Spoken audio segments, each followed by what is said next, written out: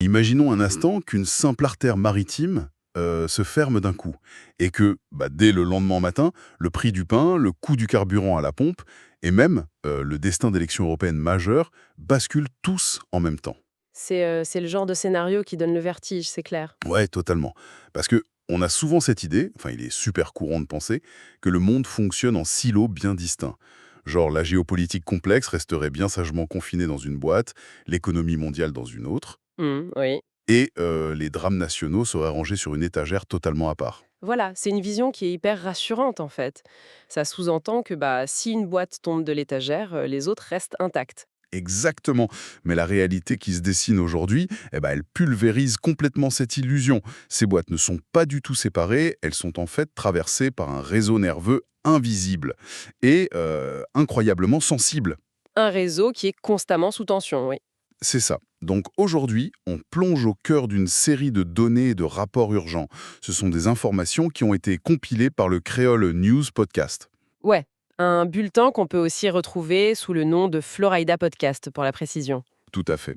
Et la mission de notre analyse d'aujourd'hui, parce que bon, décortiquons tout ça, c'est vraiment de relier les points. Relier les points entre une série d'événements mondiaux qui se produisent simultanément. Des événements qui vont des menaces militaires à des tragédies purement locales, c'est bien ça?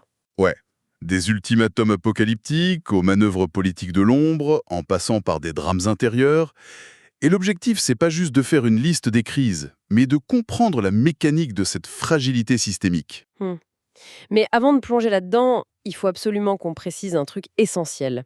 Les sujets qu'on va aborder, que ce soit les tensions militaires entre les États-Unis et l'Iran, les violences liées aux représentations d'Israël, ou même les luttes politiques en Hongrie, Ce sont des sujets ultra sensibles. voilà.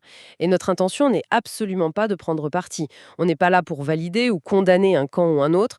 On va s'engager à rapporter et analyser de manière totalement impartiale les infos de nos sources, juste pour comprendre comment la machine s'enraye, quoi. C'est un prérequis qui est indispensable, surtout avec un tel niveau de complexité. L'accumulation de tous ces gros titres d'actualité, ça peut très vite générer un sentiment de panique. Une surcharge cognitive, carrément. Ouais, c'est ça. Mais en fait, quand on applique une grille d'analyse un peu rigoureuse, on arrête de voir juste un chaos aléatoire, on commence à repérer des schémas d'escalade très précis. Hmm, d'accord. On est en train d'observer en temps réel un système mondial qui fonctionne sous une pression maximale. Chaque acteur teste les limites de l'autre.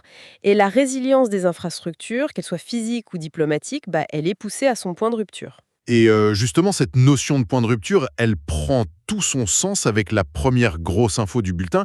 On se retrouve face à une tension, mais alors poussée à son paroxysme, entre les États-Unis et l'Iran. Une tension historique, oui. Le rapport parle d'une déclaration américaine particulièrement glaçante. Ça formule la menace explicite qu'une civilisation entière, je cite, pourrait disparaître ce soir si un ultimatum n'est pas respecté. C'est des mots d'une lourdeur incroyable. Ah oui, c'est terrifiant. Et l'enjeu central derrière cette menace, c'est pas un territoire abstrait, c'est la réouverture d'un point de passage maritime stratégique, un vrai goulot d'étranglement pour le transport mondial du pétrole. Exactement. Et le rapport précise que, en réponse à cette menace de fermeture, il y aurait déjà eu des frappes américaines, des frappes qui ont ciblé des infrastructures d'exportation iraniennes. Mais le truc fou, c'est que loin de capituler, l'Iran adopte une posture de défiance totale. Ils vont jusqu'à appeler directement leur population civile à former un bouclier humain autour de certaines de ces infrastructures. Ce qui est une tactique sans précédent à cette échelle. Ouais. Et le résultat immédiat, c'est une flambée brutale des prix du pétrole sur les marchés. Moi, ça me fait penser à une partie de Jenga, tu sais. Ah oui, le jour de bloc en bois. Ouais, mais un Jenga avec des engins mortels. Tu retires une seule petite pièce, genre ce passage maritime pour le pétrole, et c'est toute l'économie mondiale qui menace de s'effondrer. C'est une très bonne analogie. Du coup, ça soulève une question super pointue, et là je me tourne vers toi. La véritable arme qu'on agite ici, est-ce que c'est la menace de la destruction militaire balistique, ou bien c'est plutôt la capacité à provoquer une asphyxie économique mondiale? Ce qui est fascinant ici, c'est que la réponse réside vraiment dans la fusion des deux. Historiquement, l'arsenal diplomatique séparait ça très clairement. C'est pareil quoi exactement? L'acte de guerre cinétique, donc le bombardement physique d'un côté, et de l'autre, la coercition économique, comme les embargos. Mais là, aujourd'hui, la destruction d'une infrastructure pétrolière, c'est un acte militaire qui devient instantanément une onde de choc financière. Une onde de choc qui frappe tout le monde. Exactement. L'asphyxie économique, elle n'a pas de frontières. Elle taxe directement le citoyen ordinaire, en Europe ou en Asie, via l'inflation. Mais l'élément qui demande vraiment qu'on s'y attarde dans les notes de notre source, c'est cette tactique iranienne. Le fait d'appeler les civils. Ouais, intégrer les civils dans la protection des infrastructures économiques. C'est une manœuvre qui change fondamentalement l'équation stratégique. Bah oui, parce que mettre des civils volontaires sur des sites industriels qui vont être bombardés, ça transforme littéralement la nature de la cible, non? On passe d'un objectif économique à un vrai champ de mine morale et juridique. C'est le cœur du problème. Le droit international humanitaire, notamment les conventions de Genève, ça repose sur un principe de distinction. Une ligne claire entre combattants et civils, entre objectifs militaires et biens civils. D'accord? Et en brouillant cette ligne, en transformant une raffinerie en une zone remplie de civils, tu crées un dilemme qui paralyse la puissance attaquante. Ah ouais, je vois le piège. Si tu frappes, tu tues des civils? Voilà. Frapper l'infrastructure, ça devient synonyme de perte civile de masse. Et ça entraîne une condamnation internationale immédiate, avec un coût politique que personne ne veut payer. Et si tu frappes pas? Si tu ne frappes pas, bah, tu laisses ton adversaire dicter les règles du blocus économique. La guerre d'aujourd'hui, elle utilise l'économie globale et la moralité internationale comme des armes, au même titre qu'un missile. C'est machiavélique, en fait. Mais cette arme de l'asphyxie économique, le truc, c'est qu'elle génère une colère qui ne respecte aucune frontière. La pression s'accumule dans le Golfe et bim, elle sort par des endroits totalement inattendus. Ce qui nous amène à la Turquie. Exactement, c'est la transition parfaite vers le deuxième événement de notre analyse.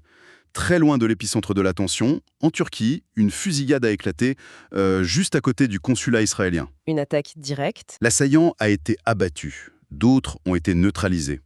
Et par une chance incroyable, le rapport indique qu'aucun diplomate n'était sur place. Mais tu sais, la réaction instinctive face à ça, ce serait de dire « Ok, c'est un loup solitaire, un incident isolé, la folie d'un seul gars ». C'est souvent l'explication la plus confortable, oui. Ouais, mais je veux te relancer là-dessus. Vu la surchauffe mondiale actuelle, est-ce que cette éruption de violence, ça prouve pas tout simplement que le filet de sécurité diplomatique, il est devenu extrêmement poreux, que les zones de sanctuarisation n'existent plus? Écoute, il faut vraiment abandonner cette idée d'incident isolé quand on traverse des crises géopolitiques majeures. Un consulat, c'est pas juste des bureaux et des tampons administratifs. Non, c'est un morceau de l'État. C'est la projection physique, symbolique, juridique d'un État souverain chez un autre. Et quand les tensions internationales atteignent ce stade de menace existentielle, ces bâtiments deviennent des paratonnerres. Des paratonnerres pour la colère. Ouais, la violence, elle se propage comme un virus idéologique aujourd'hui. T'as plus besoin de déplacer une armée à travers une frontière. Ça voyage à la vitesse d'Internet, ça capte la frustration locale et ça frappe le symbole étatique le plus proche. Donc en gros, la distance géographique par rapport au conflit de base, ça ne garantit plus rien du tout. L'orage se forme au Moyen-Orient, mais la foudre, elle décide de frapper un trottoir en Turquie juste parce que le symbole y est planté. Le concept clé pour comprendre ça, c'est ce qu'on appelle la cible de substitution ou la cible asymétrique. Attaquer un État directement, ça demande une armée. Ouais, c'est sûr. Mais cibler son symbole diplomatique dans un pays tiers, ça demande quoi? Juste un individu avec une arme qui est galvanisé par le climat de tension globale. Et ça, c'est glaçant. Parce que ça veut dire que l'immunité diplomatique, qui est censée garantir le dialogue, même pendant une guerre, elle ne protège plus contre cette colère asymétrique. C'est fou. Le filet est plein de trous. Exactement. Et c'est justement cette porosité, cette fragilité un peu partout qui oblige les superpuissances à jouer aux échecs sur plusieurs plateaux en même temps. Et ça nous amène pile à ce qui se passe en coulisses. Parce que pendant qu'on a des explosions et des ultimatums sur les mers, il y a une guerre beaucoup plus silencieuse qui se joue en Europe. La troisième partie de notre rapport nous emmène en Hongrie. Un changement de décor radical. Totalement. Nos sources indiquent que le vice-président des États-Unis a fait une visite stratégique d'urgence en Hongrie. Le but soutenir le Premier ministre hongrois juste avant une élection locale cruciale. Et l'objectif clair, c'est d'influencer l'équilibre politique en Europe. Et ça peut paraître étonnant au premier abord. Bah oui. Au premier abord, c'est complètement contre-intuitif. C'est comme si tu décidais de mobiliser ton meilleur ingénieur pour réparer une petite fissure dans le toit, alors que le salon est littéralement en flammes. Et j'adore cette métaphore. Pourquoi Washington accorde une priorité aussi énorme à une simple élection en Europe de l'Est, alors qu'on frôle l'apocalypse au Moyen-Orient? Ton analogie du salon en flammes, elle est très pertinente, mais il faut comprendre comment on éteint cet incendie-là. Pour imposer des sanctions économiques qui vont paralyser un adversaire, sans tirer un seul coup de feu, les États-Unis ne peuvent pas y aller seuls. Ils ont besoin de leurs alliés. Ils ont un besoin absolu de l'architecture institutionnelle de l'Europe. Et l'Union européenne, elle a une règle très particulière en matière de politique étrangère, la règle de l'unanimité. Ah, ça veut dire que tout le monde doit être d'accord? Exactement. Pour valider une sanction, les 27 États membres doivent dire oui. Il suffit d'un seul veto, juste un pays qui dit non, et tout le système de pression occidentale s'effondre. Attends, c'est vertigineux quand on y pense. Le mécanisme est conçu de façon à ce qu'une seule élection, dans un pays de 10 millions d'habitants, puisse complètement neutraliser la stratégie étrangère de la plus grande puissance mondiale. C'est l'essence même de l'interdépendance. La Hongrie, avec sa position et ses alliances récentes, elle joue souvent le rôle de balancier en Europe. Elle n'hésite pas à brandir la menace du veto. Donc pour Washington, envoyer le vice-président, c'est pas du tourisme électoral. C'est de la gestion de crise. C'est du maintien de l'ordre géopolitique pur et dur. Si le gouvernement hongrois décide de rompre les rangs occidentaux pour des raisons internes, le bloc se fracture. Et face à des adversaires qui guettent la moindre faille, une Europe divisée, c'est un feu vert pour l'escalade. Ouais. Donc sécuriser l'arrière-garde, c'est vital pour tenir le front principal. Voilà, c'est une gestion de crise préventive, mais à l'échelle mondiale. C'est quand même d'une ironie saisissante. On déploie des efforts monumentaux pour sécuriser ces grandes alliances, pour que les vétos s'alignent parfaitement, mais cette obsession pour la grande stabilité, elle masque souvent les fissures qui se forment à l'intérieur même de nos sociétés. Et c'est là qu'on touche au cœur de la fragilité. Ouais, parce que le dernier volet de notre décryptage, il bascule justement de la politique extérieure vers la fragilité interne, avec deux événements qui, sur le papier, n'ont rien à voir. D'un côté, en Australie, on a un soldat d'élite, une figure hyper décorée, qui fait face à de très graves accusations de crimes de guerre et de meurtre. Un choc majeur pour leur armée. Un choc énorme. Et de l'autre côté du globe, en France, un drame technologique totalement inconcevable.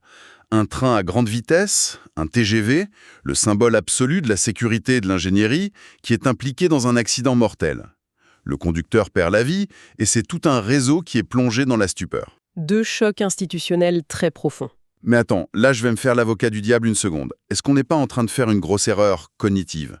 Je veux dire, un train qui déraille en France et un soldat qui commet l'irréparable en Australie, factuellement, ça n'a aucun lien de causalité avec le pétrole iranien ou les élections en Hongrie. Non, aucun lien direct. Du coup, est-ce qu'on ne souffre pas juste d'apophénie? Tu sais, cette tendance de notre cerveau à voir des connexions partout, des complots dans des trucs aléatoires, juste parce qu'on est stressé par l'actualité? C'est une super objection et c'est vraiment crucial de faire la différence entre une causalité directe et ce qu'on appelle une résonance systémique. Tu as totalement raison, c'est pas l'Iran qui a fait dérailler le train et c'est pas la Hongrie qui a poussé ce soldat à agir. Ouf, tu me rassures, on n'est pas dans le complot. Pas du tout. Par contre, ce que ces deux drames révèlent, c'est un concept sociologique super important, la sécurité ontologique. La sécurité ontologique, c'est-à-dire? C'est notre besoin viscéral en tant qu'humain d'avoir confiance dans la fiabilité des systèmes qui nous entourent. Quand le monde extérieur, la géopolitique, nous paraît chaotique et super menaçant, psychologiquement, on se replie sur nos institutions nationales pour trouver un peu de stabilité. Ah, je vois. Donc, face au chaos du monde, on se raccroche à l'idée que, au moins chez nous, les trains arrivent à l'heure et en sécurité, et que nos soldats sont irréprochables moralement. Exactement. Ces institutions, qu'elles soient technologiques ou militaires, elles agissent comme des piliers psychologiques. Le réseau ferroviaire à grande vitesse en France, c'est pas juste du transport, c'est la promesse d'une ingénierie de l'État qui est infaillible. Et pareil pour l'armée en Australie. Oui, une armée dans une démocratie, c'est censé être l'expression ultime de l'honneur de la nation. Donc, quand ces symboles d'infaillibilité s'effondrent d'un coup, et en plus au moment où la pression mondiale est à son comble, le contrat social vacille. T'as l'impression que plus rien ne tient, en fait. L'anxiété internationale vient s'ajouter à la désillusion nationale. C'est une double faillite. Le citoyen voit que l'ordre mondial est au bord du gouffre et que l'ordre intérieur, qui est censé nous protéger, prend l'eau de toutes parts. La confiance envers l'autorité, qu'elle soit politique ou technique, elle s'évapore complètement. Eh ben, c'est une mécanique vraiment implacable. Si on résume un peu notre parcours à travers les infos du Creole News Podcast, le panorama est dingue. On a commencé avec la menace d'une destruction totale liée au pétrole. Hmm. Ensuite, on a vu comment cette macro-tension se condense pour frapper un petit trottoir turc, avec ces diplomates qui deviennent des cibles.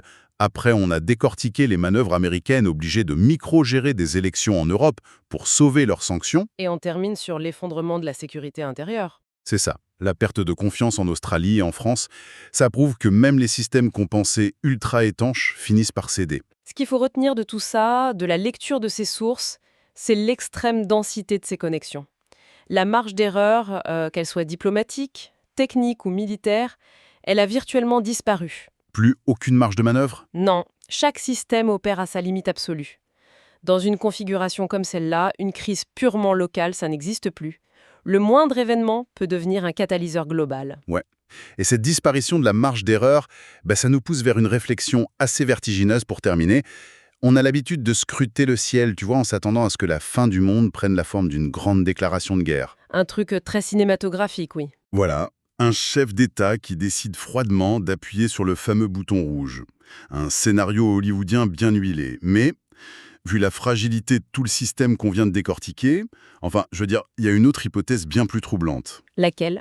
Et si la véritable menace de notre époque n'était pas du tout le fruit d'un calcul géopolitique machiavélique? Et si l'étincelle finale, ça venait d'une défaillance hyper banale? Un simple accident?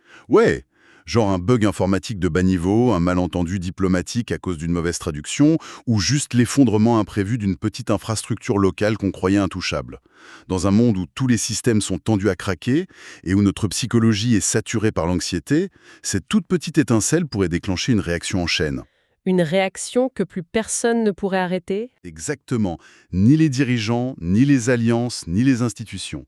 Une perspective qui invite très sérieusement à repenser ce qu'on appelle aujourd'hui la sécurité.